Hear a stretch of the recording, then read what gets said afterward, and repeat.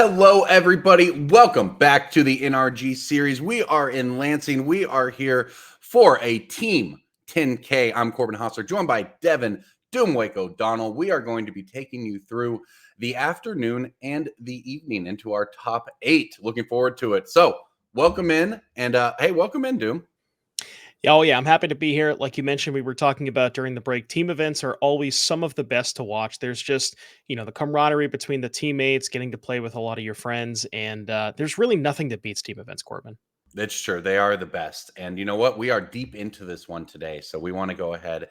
We'll get down to our matches here in a minute. But let's take a look at how the players to watch in this tournament are doing so far today. You see it there. Look at these teams at the top. Dykeman, Suleiman Smith, 4-0-1. No losses going down the list there. A lot of these teams we've had our eyes on doing quite well. You may recognize lots of these names from the NRG leaderboard. 4 teams there you see at 4-1, including a whole bunch of players from that leaderboard. Moving on down the list, 3 and 2s, and still struggling. Brickman Hickman calling at 2 and 3. But a huge day for our players because remember, there's not just money on the line. There's not just trophies on the line. There's not just bragging rights on the line. There's also points in the NRG series, and that's what a lot of people are playing for. So I think we're going to have, in fact, some of these players to watch as we get ready to head on down to our match here in round 6. And there you go. You see on your left, Harrison Canfor, Alden Cates, Grayson Nimitz taking on Miguel Chavez, Ryan Bellamy, and Patrick Selly. We are starting things off in, and I think you all will like this, the popper seat. Oh, yeah. Oh yeah, so two very very interesting decks here. You have Is It Terror on the I think we actually have them swapped. Is It Terror is on the right hand side of your screen and Burn is on the left hand side. Now, you might think of that, this Burn deck and Popper. Traditional Burn decks have a whole bunch of lava spikes, and you do see a lot of that in the Popper version of Burn. There's stuff like Fiery Temper, Fire Blast, Lightning Bolt, Lava Mhm. Dart.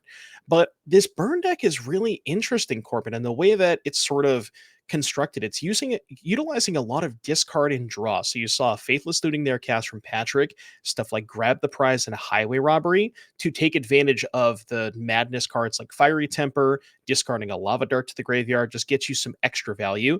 And I'm not gonna. Well, it's already in the graveyard, but you'll notice there's a gold card in the graveyard. That is Sneaky Snacker. If we can get that one up on the screen, this deck list has 18 mountains, and that's it. We're not casting that card. We are getting Wow. that thing back from the graveyard to the play, from graveyard to the battlefield when you draw cards off of things like Grab the Prize, Looting, and Highway Robbery.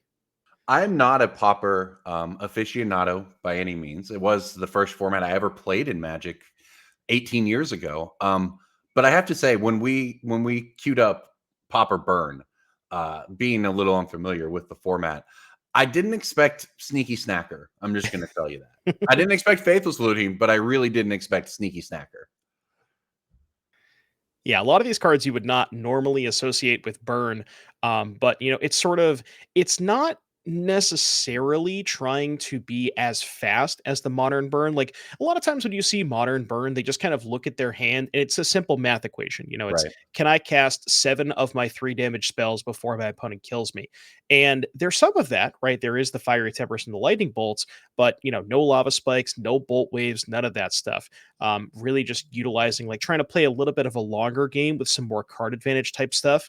And yeah, it'll be very interesting to see how this matchup plays out. My guess is that Grayson's deck on the other side playing the Terror deck. So for folks who are maybe not familiar with that, it's similar to like Delver style things where you're playing a bunch of removal spells and cantrips early on, some interaction along the way like Counterspell and Lightning Bolt, and then you're trying to stick a big threat, something like a Talarian Terror, which is a mainstay popper threat, just gets a huge discount after playing all these cheap spells. And speak of the devil, there it is. Yeah, this is we'll get some more popper on queue today. This is fun. We got a player on the left playing their commander deck where you just burn all your opponents with every spell you cast. I'm a big fan of that. And on the right, the terrors, you mentioned it. That was a limited archetype in Dominaria United. It's also been at times a standard archetype, Simic Terror, where you just play a bunch of spells and the 8 creatures that were like the terror. But then you go further into Grayson Nimitz's list here, and you see not just modern all-stars like Lorien Revealed or Preordain, but straight up banned cards like Ponder, Brainstorm. You Oh have yeah. anything you want. But then what I love about Pauper, of course, is that they are alongside cards like Murmuring Mystic. You know, the Guilds of Ravnica make birds whenever you cast a spell, 4-drop. Great and limited. Uh Only playable in this one constructed format of Pauper. And that's actually why Pauper, I think, is pretty cool. Yeah, and what's really interesting about like you card you brought up, the Murmuring Mystic, Yeah. a card that was not initially released as a common. This was an uncommon all the way back in Guilds of Ravnica, but Hmm. due to the supplemental products, it eventually ultimately got released as a common. I think it was like a Battle Bond or Commander Masters set, something along those lines. And the ruling is if there's a card that got printed as a common, it is legal in the format. So able to play those threats that would normally not be able to due to those the supplemental products. And Terror coming into the red zone. This is kind of exactly where Grayson wants to be. Has a big threat in play and presumably has some sort of interaction here to be able to, stop Patrick from casting a lethal burn spell. And also at 15 life, we're pretty far away from getting bolted out. Yeah, if you are Patrick, right, a lot of what you want to do is you get some of these 2-drops into play that are going to ping your opponent every time you cast a spell. Heck, the deck's even playing Gutter Snipe at the 3-drop spot. But if you're Grayson and you just remove all of those creatures, now your opponent actually does have to play True Burn. And as it turns out, the deck is not necessarily as optimized for going 15 to your face as it is for doing 1 or 2 at a time to you while playing a normal game. So just being able to land a big terror, and there we go, the Murmuring Mystic we talked about, but just being able to get that terror down early and put the pressure on, likely just, I mean, really just kind of swung this game to Grayson super fast. Like when Patrick wasn't able to stick a body, that was honestly kind of it, because one terror for Grayson is probably more than Patrick can easily handle in game one. Yeah, you mentioned, like you said, in game one situations, there's not really a lot of recourse here for Patrick in terms of removing a 5/5 off the battlefield. I mean, technically you can double bolt it, but with Ward 2, that's going to cost you 6 mana. But once we get to the post board games, Patrick is featuring four. Actually, okay, so Patrick's sideboard, there's 15 cards. 7 of them are the same card. There's 4 Pyroblast and 3 Red Elemental Blast. So I think Patrick might have a little bit of an easier time handling those large 5/5s in the post I board would games. say so, yes. That, of course, being another feature of Pioneer is that just these some of the most powerful cards ever printed, your Red Elemental Blasts and Pyroblasts of the world, you can play alongside your Tolarian Terrors and Murmuring Mystics. And there we go. The Snacker comes back. Probably a little too late. He does have Yeah. Grayson down to 10 here. But you are getting a display of what these decks can do. Mono red sneaky snacker. Yeah, and Snacker is an interesting one because, Solarian Terror, as good as it is, doesn't have any sort of evasion, no Yeah. trample, no flying, none of that stuff. So if you can get an early Snacker into play and you're able to like actually, untap and then chump block with it, that could be a way to, sort of answer, quote unquote, answer the terror for a couple turns. But unfortunately for Patrick, that comes into play tapped, so is not Right. able to, block the turn it comes back. We did see a lava dart flash back out of the graveyard there. It's worth noting that the deck is also running, make sure I get this right here, Fire Blast, the classic. You can sacrifice 2 mountains to do 4 damage. So the burn deck, it had a bunch of lands in play there, but it doesn't necessarily equal flooding out. In fact, we can see a Fire Blast in hand there too. Not that it matters, because that's the game. Game one going over to Grayson Nimitz in the popper seat with Is It Terror? And you know what? We have what shout out to the backing crew was calling the red zone of Magic today. Now that name is a little maybe the NFL wants it. Maybe I'd say it's pretty good in Magic too, though, and that means we can Yeah. hop right into another match. So here we go from Popper over to Standard. We are going to go Miguel Chavez on your left with Vivi Cauldron, Harrison Canfer on Vivi Cauldron on the right, and they're deep in the mirror here, but it does look like Harrison is in fact deep into the combo phase of the mirror. Yeah, I wanted to point out we were gonna take a look at the modern match because I know how much the folks at home love watching the VV Cauldron mirror, but the modern game, the Amulet Titan player was in the middle of comboing off, so it looked like that game was just about to finish. So we're gonna go ahead and go over to the standard match when we absolutely have to. And this is, like you mentioned, a VV Cauldron mirror. This is not the first time we've seen a mirror match on camera today, and probably not the last, given well, Yeah, there you go. It's already there we over. go. We missed it.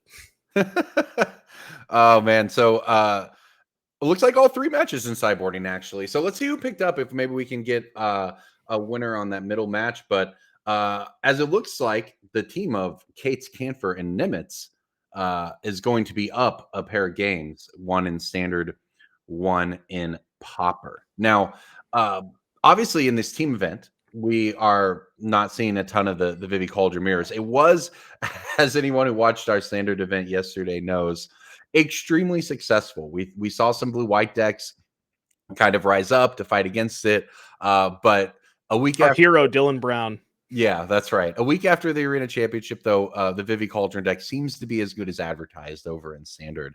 But hey, the team events give us plenty to watch. Where are you at on we've talked popper, we've talked standard doom. What about modern? If you're on an amulet titan side of a matchup here, are you comboing off with amulet these days, or you like to be on the fair side of things?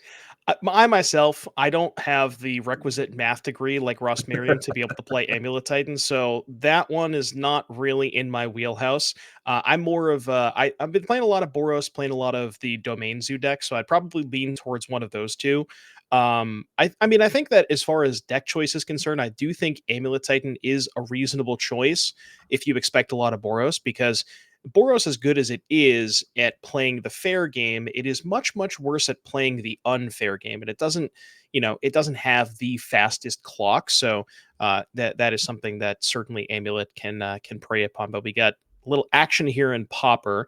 So, like I said, very curious to see the dynamic of this matchup shift in the post board games, Right. given how many blasts there are. Now, I believe Grayson has some of his own. Yeah, okay. So we look at Patrick's deck list. He has 4 Pyroblast and 3 red Elemental Blast.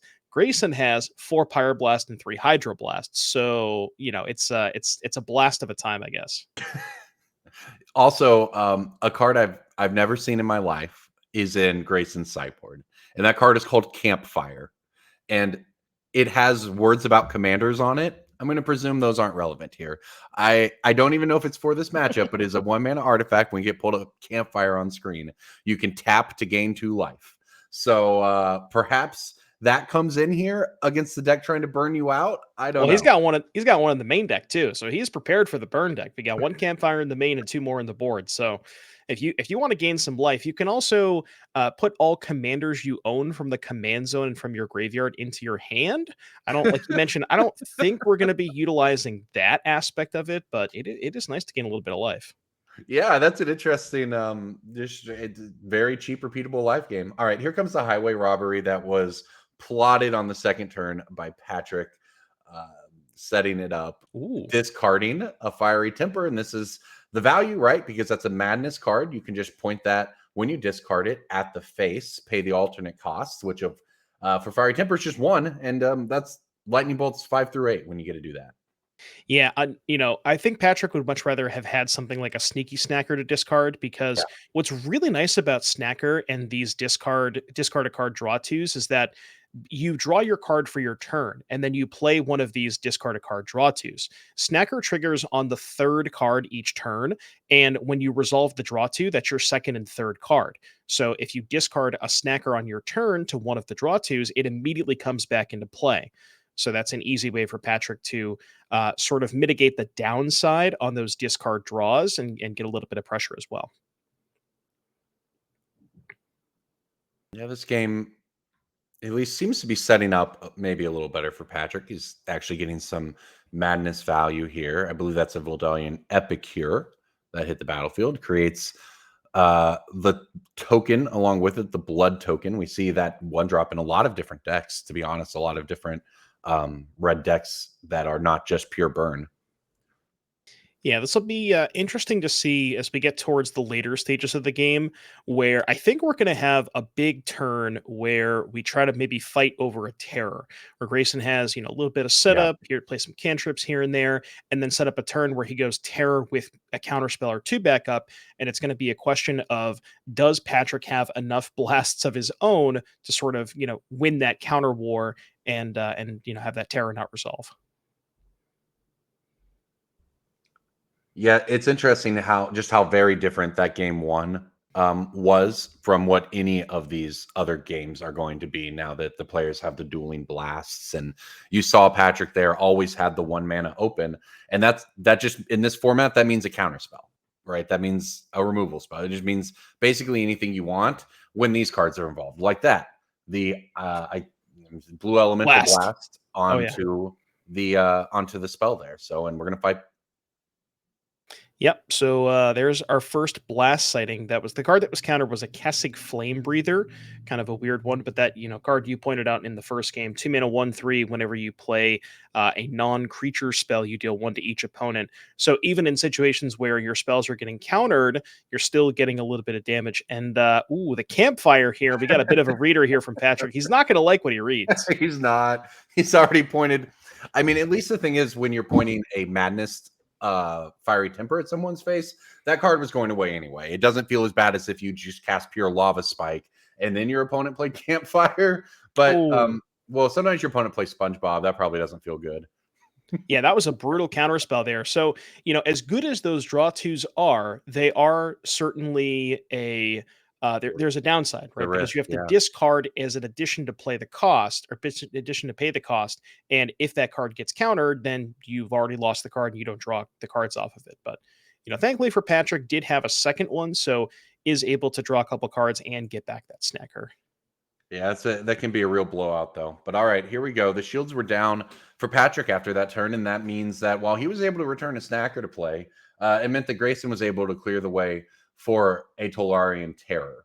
And we're just going to gain the life in the main phase. It gets him back. I believe that's what's happening. Put Grayson back up to 11. Try to keep that life total healthy now that you do have a threat in play and one blue mana open to fight if you need to. In fact, or a red mana open, we're going to go for a removal spell here on the snacker. Yeah, Spread. this is kind of going to work out for Patrick. So he drew a blast off of the second draw two after the first one got countered, and we do actually have the requisite mana. Is Terror's? I forget. Is Terror Ward 3 or Ward 2? Ward 2. Okay, yeah. So Ward 2, we're going to go ahead and Pyroblast that and pay. But yeah, Patrick, didn't have the blast in hand when he had 2 mana up after the first draw got countered last turn, but was able to draw it and then kind of trade that for the terror. And I mean, you see here, Grayson does not have any threats, but I mean, he kind of does. The campfire sort of counts as a threat. I mean, the campfire's put in work, right? Now his mana is a little constrained, right? It's been sitting at 3 lands for most of this here. So it's not like you always are just, it's free to activate the campfire, but it's certainly not hurting. And as we see another flurry of exchanges of spells, you are getting pinged down by the flame breather that Sully has. So it is helpful just to have some of the life gain from the campfire. But um, Grayson going to go for a ponder here, staring down 2 creatures with none of his own. Gaining life is good, but these creatures do actually just kind of poke in as well. So, like we talked about in game one, this is how the burn deck kind of aims to win: is to build a bit of a board state, and then just every spell I cast while playing the game normally burns your life total away a little at a time. So this is where you want to be if you are Patrick. Yeah, and the last turn you saw there was the flame breather. There was a fight over that, and Patrick did have a second blast to sort of win the fight. But what's interesting about this board state is now you have 2 creatures in play. They're both 1 power, but those sort of check the campfire. Grayson's gaining presumably 2 life in every turn sequence, and Patrick is dealing 2. So you've sort of, I guess, in a weird way, answered the campfire. But also worth noting, Grayson only on 3 lands. If he, say for a turn cycle, which that turn, for example, wants to go cantrip, hold up, counter spell, doesn't have an extra mana left over to use the campfire. So effectively, if you think about it from that perspective, Patrick kind of got an extra 2 damage in that turn because Grayson didn't have an extra mana. Exactly. We do have the 4th land now for Grayson, so maybe be able to do it a little more freely in the future. I spot a brainstorm in hand there, a couple other things. So plenty of cards for Grayson, just kind of a question of if they line up in the right way at this point, because a lot of what you're worried about is in fact just on the board already. Mhm. Uh, and now there's another pinger as well. Yeah, the second flame breather is gonna, really make that campfire do like, it's gonna need to do some extra work. We're gonna have to light the bonfire on that one. But yeah, you see how different this game is when Grayson just doesn't have an unchecked threat, right? When there was Grayson drew one terror this game, but it was answered basically immediately with a blast. And given enough time, the burn deck will eventually draw enough burn spells. And it's sort of like this weird dynamic where, Grayson's deck, as good as it is at answering, countering spells and things like that, if you let one or two things slip through, he doesn't have a ton of threats to actually close out the game. I mean, Patrick is still at 20. Right. Like how long, realistically, even if he finds a terror at this point, it's just going to take him too long to win the game. Yeah, because it's not like Patrick has any reason for at least what 3 or 4 turns to get into any kind of combat with it, and his creatures don't need to attack to deal damage. So, um, yeah, worlds of difference between the first and second game here, it seems. And this the gutter snipe now landing as well. It just means that any spell from Patrick becomes a lightning bolt to the face. In fact, more than that, I 4 guess. damage, Gutter yeah, because we snipe, got yeah. 2 of the 1/3s, yep, so Fire Blast would just deal 8 damage, that's lethal by itself, so it doesn't really need a lot to close out the finish line. And I was a little curious about the inclusion of Lava Dart, but now that I see the way that this burn deck plays out, Lava Dart looks a lot better when you have 1 or 2 of those things in play, the Gutter Snipes and the Flame Breathers, because, for example, if he drew a Lava Dart right now, that's 10 damage. Just 1 spell, 10 damage, so Yeah, just in the same way. I mean, it's essentially prowess triggers, right? And then Lava Dart's very good in the modern prowess deck for the same reason, just multiple spell casts. alright. I'm getting in with everybody. The campfire's doing how much life do you I think Grayson I has was gained with the just trying to campfire? think about it. It's at least 10, right? Maybe 12, minimum of 8, Yeah. I suppose. I was thinking like 12 to 14. We should have Yeah. kept track. Yeah, it's a lot. I I think was this actually is it's funny you asked. I was literally just trying to think about, I wonder how much life he's gained off this campfire this game, because it's quite a bit. Not enough, though, as it turns out. Grayson is at 2 life, staring down 3 creatures. Don't think we have very many board wipes available to the Paparazzi deck here, but he hasn't picked them up quite yet. so in Grayson's deck list in the main deck there are 2 copies of Breath Weapon, which is 2 in a red instant pyroclasm. Well, it's 2 to each non-dragon creature. I don't think there's going to be a lot of dragons in this matchup. The weird thing about Breath Weapon is, yes, it kills stuff like Gutter Snipe and Voldaren Epicure, but it doesn't hit those flame breakers and the flame breathers, and there's 2 of those in play. Yep, that third toughness just being huge in this matchup. So a virtual 4 is Grayson with the campfire. And you know what? This isn't bad. He has the Murmuring Mystic in play, is able to go for a removal spell on one of the pingers. So unfortunately, Lightning Bolt from Patrick. Doesn't matter if you have the ping, Lightning Bolt goes upstairs. 1-1 in the popper seats are we between Patrick Selly and Grayson Nimitz. I think that means we've been trying to get over to it, Doom. Let's jump into modern. Let's do it. Boros versus Amulet. This is game number 3. Players have, I think Ryan took the first game and Alden took the second game. So coming back here in game number 3, what are we looking at? So there's an Amulet and a Spelunking in play for Ryan, couple of lands, and a whole bunch of cats on the side of Alden. You would imagine that's where you want to be with Boros and a pile of energy. I'm assuming we have entered here. This is what I'm going to guess. I'm guessing that Ryan has 1 turn to win the game as we see the slow peel, and if Taking not, a he's peek. dead. That's Taking a mine. peek at that last card. No, I think you've nailed it. It says he is a 12 life, but it is Guide of Souls, Ocelot Prides, all kinds of things Ooh, happening over on Alden's side. But look at that. We've got an Amulet of Vigor for second one. Ryan, number 2, which means he may or may not get there, but he's going to do some stuff. And this is looking pretty good, actually. Here comes prime time. Yeah, I'm gonna assume it's enough. I'll be honest with you, Corbin. I haven't played Amulet in quite a while. I played it like once or twice a while back, but these Amulet decks just keep they keep evolving and changing and adding different sort of kill conditions and packages. Yep. You see Ryan's deck list here playing 3 copies of Scape Shift. That's been a more popular recent inclusion. You can set up a Scape Shift kill with multiple amulets and aftermath analyst loops and all that kind of stuff. So Ryan's going to go through the motions. I'm pretty sure it's going to involve utilizing Mirror Room to make up, copies of Primeval Titan, and we'll see. So, if we assume that Ryan is winning this game, maybe we should go take a look at the standard side because this game looks, or actually, is Popper playing? Has Popper started? I was gonna say it looks like Ryan is well into his combo there, and I just assume that if you're an Amulet Titan player and you have 2 amulets and a Titan, you're probably winning the game, right? Like seems to be Yeah. how that works. That deck itself is just the most fascinating, one of the most fascinating deck building stories ever in Magic, but certainly probably the most interesting history in modern specifically. Very it's a beautiful evolution of that deck to get to where it is today.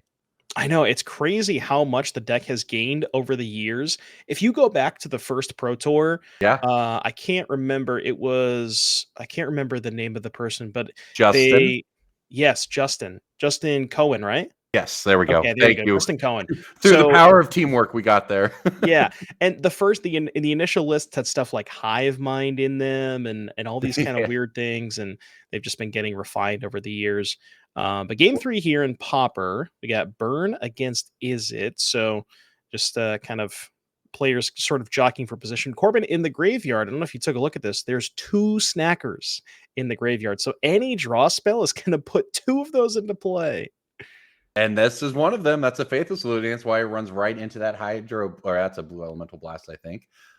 Maybe a Hydro Blast. I always get them mixed up. From Grayson there. That would have done it, though. That would have been huge because that would have just been so much power, basically playing almost a mono red dredgeless dredge deck at that point. Just bring Yeah. these creatures back from my graveyard without casting them on turn 3 would have been huge. Conversely, though, with Grayson having that counter spell, pretty big. Now you can flash back the Faithless Lootings, of course, from the graveyard eventually for Patrick, but Grayson bought himself a lot of life by having that counter spell there. Yeah, and unfortunately for Patrick, didn't have a second draw spell there to kind of pair with it. Patrick does have a lot of draw spells. If you look at the deck list, 4 looting, 4 grab the prize, and 4 highway robbery. So the full 12 ways to get back those sneaky snackers. As we see a blood token, and then it was a little fiery temper action. So even more ways to utilize those madness cards. Just to sort of give you a little bit more value. And big turn here for Patrick. Really wants to find one of those draw spells and will preferably resolve them. But I see Right. a blast in Patrick's hand, so maybe he could go for a 2-mana draw spell and then blast to back it up.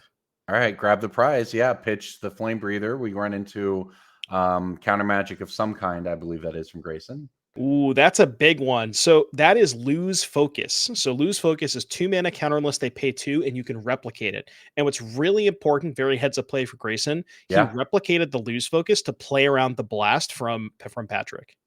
Yeah, what a nice piece of tech here. This is replicate. If people remember Giga Drowse, maybe it was, you could do kind of the Oh same yeah. thing where counter spells basically didn't beat it. And in this case, he's doing it just to play around a possible counter spell. Really, as you said, heads up from Grayson there. So between this is 2 turns in a row now that Patrick has been set up for what really would have been a pretty big turn. And just a key point of Grayson in both instances to stop it. Yeah, no, I did get a glimpse of Grayson's hand, and there was a terror found. And Grayson does have, I believe, 6 spells in the graveyard. It's a little hard to see, but I'm pretty sure there are 6 there. So that's a 1 mana Talarian terror. It'll be interesting to see if Grayson has a way to protect it, something like his own blast or something along those lines. Spell Pierce as well could be an option, because we know about the blast that Patrick does have to fight over the terror on the stack.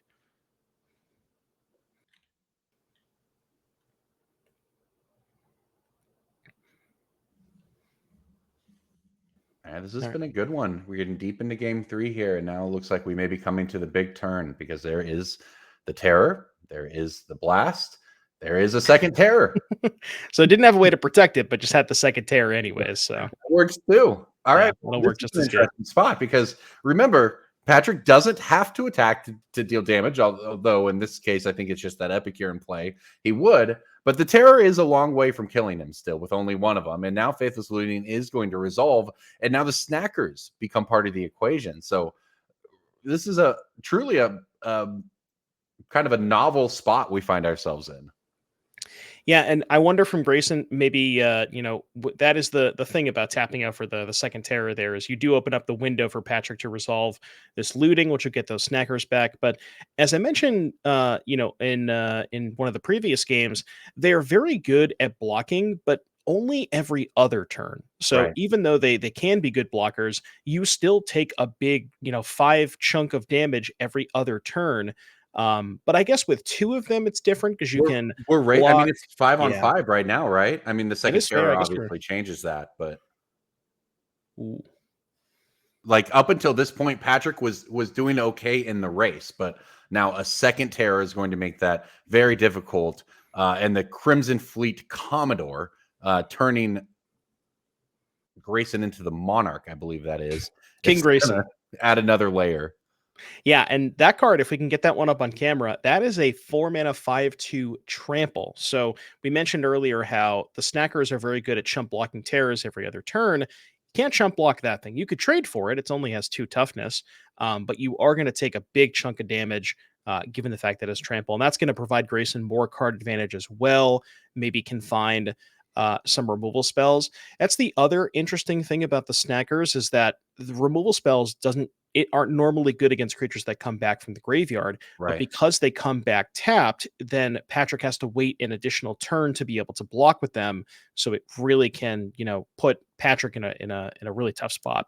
And we don't have a lot of turns left here, Oh no. right? Like there is 15 in power in play for Grayson.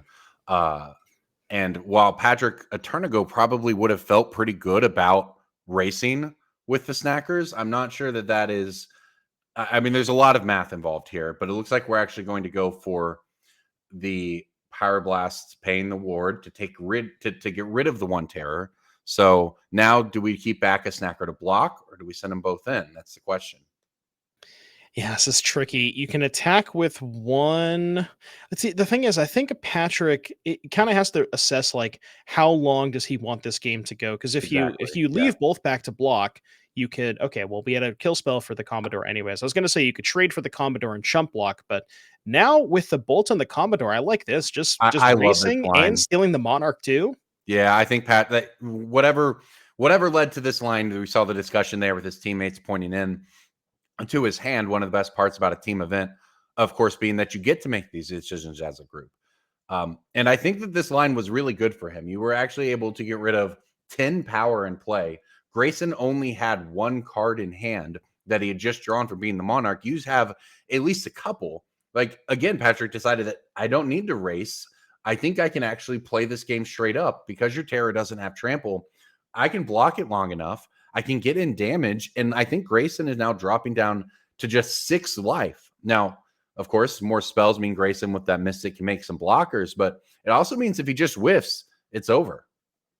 Yeah, and with Patrick having the Monarch, it's going to be pretty easy for him to find a couple of burn spells to close this one out. So, Yeah. in Patrick at 15, Grayson is not really anywhere close to killing him.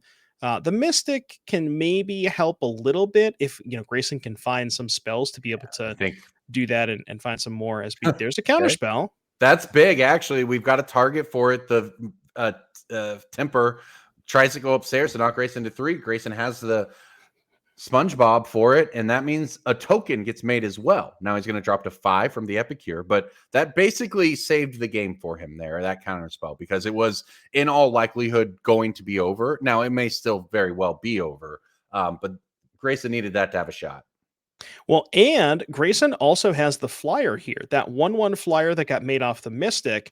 Patrick's plan was to play the Epicure, chump block the Terror, and then hopefully hold the Monarch for a turn. But now that Grayson has found a flyer, he actually has sort of more options available to him where now he can just attack with the flyer, take back the Monarch, leave the other 2 back to block, find some spells to make tokens to block the snackers. Yep. This is, it's a very, very interesting. It's really going to depend on if Grayson can maybe ideally for him, he wants to chain some cantrips together and make a whole bunch of tokens off Mystic, but We'll just have to see what he draws. Yeah, this has been a really good one because, like, if there wasn't that counterspell, exactly that counterspell on the last turn, you'd see Grayson sitting at 2 life, and in all likelihood, it'd probably be over. You're not going to get back out of that one. But now, because you mentioned it with the Monarch giving the not just going one way and actually able to get it back, get some cards, Grayson is trying to find a line to sneak through this one. Now, the problem, of course, is that Patrick, you're worried about the creatures in play to an extent. Now, one more spell will give you a second chump blocker or a second trade in the air. But at the anytime you just get lightning bolted to the face, right? And that is still going to Yeah. be the biggest problem here, is that you both need spells to interact with the board, and you need some spells to interact with the stack in hopes you don't get burned out. Now, Yeah, this attack is pretty interesting. That sort of signifies to me that Grayson did not draw a spell, because if he drew a spell, I think it may be better to also attack with the bird token to guarantee, yeah, because if he had a spell, he would have a guaranteed blocker for the snackers. But holding back the token signifies a little bit of weakness here from Grayson. And if he didn't find a spell off of the Monarch trigger, we may just be just about done here if Patrick can find one more burn spell. yeah, all Love the three. teammate coming in there and said, you know what, just get that guy in there. Clutch. Okay, well that's huge right here, though. He did have a spell. That spell is I think that's a lightning bolt. So that removes a creature. It also creates another blocker. And this is what Grayson needed to get back in this game. Now look, Oh, yeah. Patrick has no board at all. Now it has to be the lightning bolts off the top. Yeah, so now Patrick has no board, doesn't have the Monarch. This would be a big turn because I think Grayson's last card is nothing. I was going to say, if he can find a draw spell to get back those snackers, this is going to be very, very interesting, Corbin. Because now, I don't think Grayson has a counter spell, so we're going to draw 2, get back the snackers. They'll be tapped, so they won't be able to block this turn. But Patrick is in a position where he can take one more hit, fall to 4, or Right. fall to 3 rather, and then have those be able to attack on the following turn. And he still has 4 cards in hand, it must be said. So, and remember, this is a format where you can just simply sacrifice mountains to do damage. You don't always have to spend mana to do that. So, even when players are tapped out, when life totals are sitting where they're at, there's a lot of tension here. So, it looks like another Epicure is going to put Grayson down to 4, which is pretty key, just in the sense that that means Fire Blast range. And the second one is even more key, putting him down to 3, meaning almost any burn spell range. Yeah, you may not think the Epicures are really that threatening, but when your opponent is this low, they effectively represent 2 damage. You get 1 off the ETB and 1 when on the attack the next turn. And, Grayson says, you know what, just get them both in there. I believe 2 lands in hand for Grayson. Well, and Patrick, I think, has land in at least some land in hand as well, but he also has that token. And as it turns out, Grayson doesn't have the flyers. So I believe that is a scoop. It is Grayson extending the hand, saying, "Congratulations, Patrick. You've taken it down in Pauper." That was a great match there. Yeah, that was, we spent a lot of time on Popper during that match just because the way that the timing worked, there wasn't a lot of time to get to the Amulet and the VV Culture matchup. But, I got to say, Corbin, after watching that match, I'm a lot more interested in Popper now. That was fun. I do have to say that was fun. Now, I have not watched Pauper in a long time, but that was very back and forth. Lots of things to consider. It's like low power legacy almost, because a lot of the cards are legacy, which is really cool, but it is not a huge power level, right? We're not killing people on turn 2 in the format. Pretty fun. I think we're going to try to get an interview with our winning team there. But yeah, well, welcome into the booth. I'm Corbin Hausler, joined by Devin Doomwake O'Donnell. We are in Lansing for our Team Trios 10K here at the NRG series. And there's been some fun matches. We have Standard, Pauper, and Modern on tap today. That's what we've been watching players battle it out in. And while Standard, we know what's going on there. Modern, pretty wide open. We saw Amulet and Boros, and that one kind of showing off what each set can do. Ultimately, it came down to Pauper. I think we're getting the winning team ready in there. So we'll down to them in just a second. Hey guys, congratulations. Thank you. Thank you. Yeah, Corbin Hostler, Devin O'Donnell here. Tell us about those 3 matches you just played. We watched a lot of Pauper there, and it was a blast. How tense did it come down to those last few turns?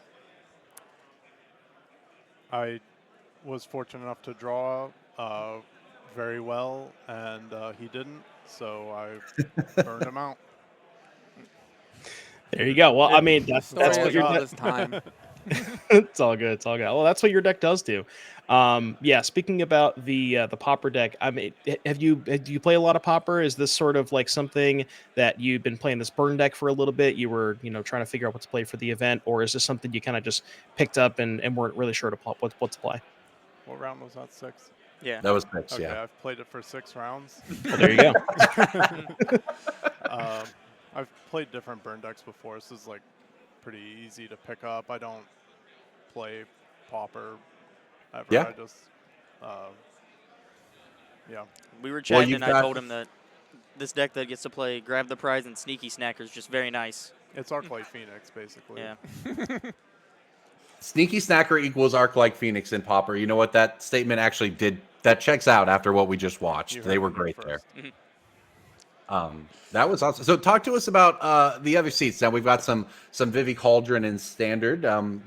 Shout out for one of you had to take the seat, so shout out for doing That it. was Miguel. Unfortunately, it was me. We decided whoever the weakest player was going to have to play VV Cauldron Mirrors all day. So here I am. Big fight in the hotel the night before to see who gets stuck with the seat. Yeah. But you know what? Hey, you're doing a great job. You all are in a great spot now, 6 rounds in. One more round to go, and then possibly a top 8. How you all feeling? Pretty Good. happy. Yeah, Super pretty excited. good. Yeah. He's been having All to right, play well- VV Mirrors all day. As happy as he can be. Yeah. Well, you're doing great work there. So your teammates appreciate it, and we appreciate you all for joining us. Good luck in the next round, and perhaps we'll see you once we get to our top 8. Hopefully. Thank you. Hopefully that's the Thanks. dream. Well, welcome back in. I think we are probably headed to a short break here before we come back with our final round before the top 8. So Corbin Hostler, Devin Dumwake O'Donnell, we'll see you on the other side.